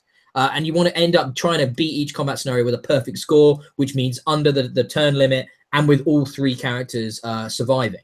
So yeah, there's some real challenge, and like you're gonna go back and like optimize your play styles on ones you don't do as well on. It's deeply strategical. Really cool. That's what I love about it. I love playing a battle, getting near the end, and thinking, no, I'm going to restart this battle. I'm going to do better. I love it. I love that, like you described, the synergies and the skills you unlock between the characters, the ability to dash and stuff. Just optimizing your strategy and making the most of each turn is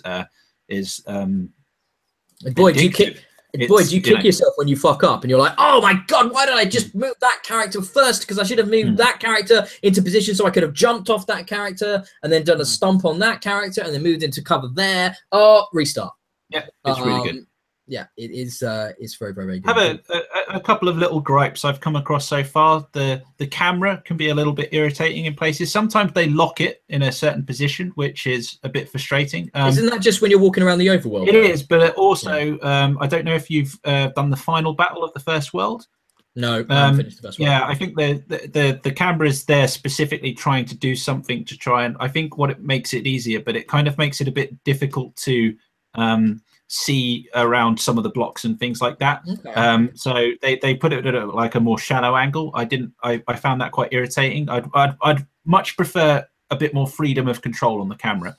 The camera thing in combat is that it's exactly the same as XCOM for the most part, where you have the 4 views, don't you, on the 4 points. You can rotate it 90 degrees. A bit more freedom in rotation. It's not the rotation aspect. It's like in this one, it's the elevation. To be able to elevate the camera a bit more up and down at different points so you can see would be nicer. But other than that, I think it's very accessible. It gives you a lot of information. Like when you're analyzing a square to move your character there, all the percentages of chances to hit the enemies from those bits, and if you've got line of sight from that square that you want to move to are highlighted and things. It's very, very detailed in that way. I'm very much enjoying it. I've been playing a lot of it actually because I've been traveling a bit around, and the Switch is just perfect for those scenarios. So yeah, I've been really enjoying it. Yeah, that's when I played it on the train to and from London over the last few days. I think it's a real impressive gem. And I hope that means we're going to see more Nintendo properties being developed by studios you wouldn't expect, in directions you wouldn't expect. I think that could be a really exciting prospect for all those amazing licenses and amazing properties. Who knows? Who knows? Hopefully this has proven to Nintendo that that really can work. Okay. I just want to quickly name check a game that I was able to play that Joel obviously talked about a lot last week or 2 weeks ago and has a review, and that's Halcyon 6. It is as good as Joel says. I've so far enjoyed my time with it. I have, again, not played as much as I want, but I'm going to put some more time into it. This game has that brilliant sense of you can't onboard, I don't think, onto a game like this without some confusion, but it's that wonderful confusion of choice that's given to you by an expansive 4X type game, where, especially with this game, which has got some really interesting systems and mechanics that I haven't seen before, like, you know, the officer stuff Joel was talking about. And yeah, I'm just like, I'm going to sink so much time into this. That feeling of just, I'm going to learn the shit out of this and I'm going to kick ass. Yeah, and I love how it looks, and it seems to play really well, run really well on my not so great system. So I'm definitely going to talk about that next time, hopefully when I've had more time to play it. But who knows? There's so many fucking games. I do, however, want to hear from you both before we go on a couple of games. Joel, I want to hear about the end of Horizon Zero Dawn. No spoilers, please, because I haven't finished it. So this is I've really I don't normally do too well with open world games, I guess I'll say. What the problem is, it's not that I don't enjoy them, it's just that I wear them out in some senses. Like, there's just too much to do, and there's not enough variety in the game. So what I tend to think of, like Grand Theft Auto 5, for example. I'll play it, I put about 12 or 15 hours into it, but then I just switch off, I get bored of it. It doesn't keep me engaged enough. And Fallout, Elder Scrolls games, I don't think I've ever completed one. That's just so overwhelmed by choice, but then everything you get to do in the game is so so samey and stuff. So now Horizon is, on the open world aspect, is identical to that. I would say it's not got masses of variety per se, but what it has got is it's got a story that could completely engross me. Both from the sort of, you've got this environment with post-apocalypse and filled with these mysterious machines, and I really want to know what's going on, where this all come from. And then you've got your main character as well, who's got this sort of uncertainty about her and things. And then just as you play through the main story missions, just the way that all develops and stuff just get me completely engrossed. So yeah, I finally finished it. It's I think it made it very easy to focus on the main story and ignore everything else. So you realize just how periphery all the sort of side missions are. They don't have any bearing on anything else, really. They're just there for extra content. So I purely kind of concentrated on the main story, and yeah, I really, really enjoyed it. The combat I really thought was very good in the game as well. I really enjoyed the challenge of battling these machines, but knocking bits off them, and sort of switching up the weapons you're using to try and maximize the vulnerabilities of certain parts of these machines and things. Yeah, really, really, really loved it. I'm looking so forward to the DLC for this now as well. See, when I hear people talk about Ages of Mayhem, I just start thinking about, Game of the not Ages of Mayhem, sorry, Horizon Zero Dawn. I start thinking about, Game of the Year contenders. And that's where my brain is going on that. I'm starting to already think about things like that. I think it will be on my list. I don't know if it will be my Game of the Year per se, but it's definitely worthy of discussion when we get to that point.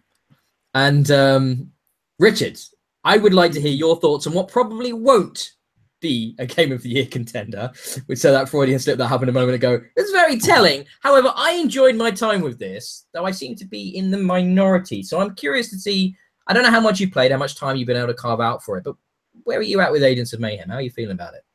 I've not played too much, maybe half an hour. But oh, right, okay, right. So none at all, really, then. Okay, that's. I don't know. I feel like I've. Are you even out of the tutorial? Yeah. No, I don't know. If I remember rightly, it has a pretty slow start. Yeah, because it's all in that kind of dungeon environment, isn't it? The tutorial. I'm out into the city. Okay. But yeah, I'm not liking it so far. I mean, just on the mechanical level, it feels so old. I mean, while I was thinking that, I was thinking, well, actually, it feels a little bit like Crackdown, so that doesn't Yeah. for Crackdown 3. I mean, that's what I talked about a lot in my review. Is that I felt like this is kind of come and eaten Crackdown's lunch before it was released. Yeah. Yeah.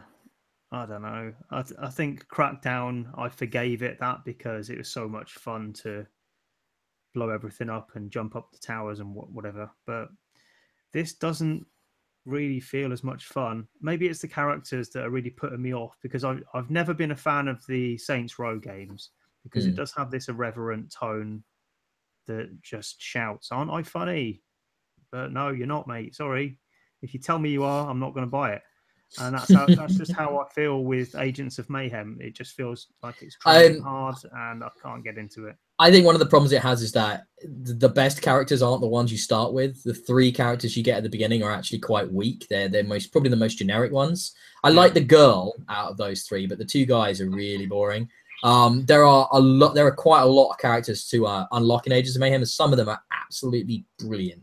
Some of the best representations of women I've seen in video games in a really, really long time. Yeah, the writing is inconsistent. I don't think it's universally bad. I don't know if you listen to my review, but there's some somewhat unfortunate moments of dialogue to do with that reference recent terrorist attacks unintentionally that made me go, oh, maybe you should have cut that bit. Like, yeah, referencing stealing a vehicle and running it into people. Maybe not right now. Like, yeah, just a thought. I actually really dug it, man. But the difference being I really like Saints Row. I'd actually go as far as saying I prefer Saints Row to GTA. Yeah, I know. GTA. I don't even really like GTA. I think mechanically that's quite weak as well. And I know that's not fashionable to say so, but I've never been a big fan of. Well, I suppose what I was when it was on PS2. I don't feel like it's really evolved much beyond the PS2 games. So the question here, you're talking about, these things feeling old and dated. Yeah. What's a modern open world game for you that feels like, something that right now? Well, I think the interactions have to feel like they would in a smaller scale game. There is no reason now why an open world game has to compromise on how you behave within it. I mean, it used to be the case that because a world is big, that is enough. And it didn't matter that you were quite limited to how you could act within that. Like there'd be no open buildings, or you couldn't really climb anything, and you just be bouncing off invisible walls, maybe. I know what you're talking about. Zelda. You're talking about Zelda, yeah. Basically, Zelda is the gold standard for open worlds right now, yeah? Pretty much, yeah. I mean, you couldn't look at Zelda Breath of the Wild and say, well, yes, they've made the world bigger, but he doesn't control as well anymore. He controls as well as you would expect in a much more narrow, linear game. And that's what I'd expect from any game now, that I don't feel there's a need to compromise on that interactivity. And with Agents of Mayhem, immediately I felt I was hemmed in, just in terms of what I was able to do with the controls, but also visually. The camera angle, for instance, the position of the camera behind the character just does not work as a third-person shooter. I didn't have any issues with that. Okay. I just couldn't get to grips with it at all, particularly when you're trying to turn around and aim. It just felt like my character was in the way of my aiming. And it was just not lined up enough for me to feel like it was natural. Okay. It was I was wrestling with it more than enjoying it. This is the thing, though. This is why I like. Joel, you got a copy as well, didn't you? I haven't had a chance to play it yet. I've literally been bombed with epic games or huge games to play. Like in the past 2 weeks, I seriously just need to like build a time machine or something like that. Some kind of like a loop. You need to create an 8-day week would be handy. Create a time loop where you can just relive the same sort of hour over and over and over again, but like it freezes it for everybody else, but you just get to play video games for 3 days or something like that. That would be ideal, wouldn't it? I think we can all relate to that problem. So like that brings us towards the end of the show here, I think. There's going to be reviews coming for Destiny, Life is Strange, Sonic. I know Joel's working on Escapists. And Richard, I think I've got some more for you when you're done with Life is Strange. But I'm really looking forward to seeing your words on that and stuff, and your words on Sonic Joel. And yes, it's only going to get busier, guys. It's only going to get busier. Just so you know. I've got Madden coming as well. I'll be doing a Madden review, mostly looking just at the story mode. And yeah, that lots. I think we've got like start of next month is the Lord of the Rings game, Shadow of War.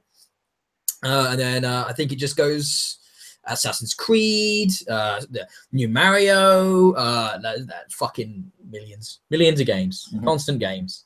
So yes, make sure you stay tuned to bxbgames.co.uk and also on iTunes. Please subscribe to us there and on Twitter at bxbgames and Facebook at bxbgames. And by all means, come and join our clan for Destiny at BXB Games. We welcome that. There are now rewards in game for clan participation. So it's worth actually doing that, unlike the first game, which didn't really matter for shit. So that's really cool. Another one of the nice new tweaks they've done. And yeah, I'm at DIYE on Twitter. Richard's at Colonel Red. Joel doesn't exist. And that brings us to the end of the 31st episode of Bxb's Bits and Bobs. Goodbye. Bye. Bye.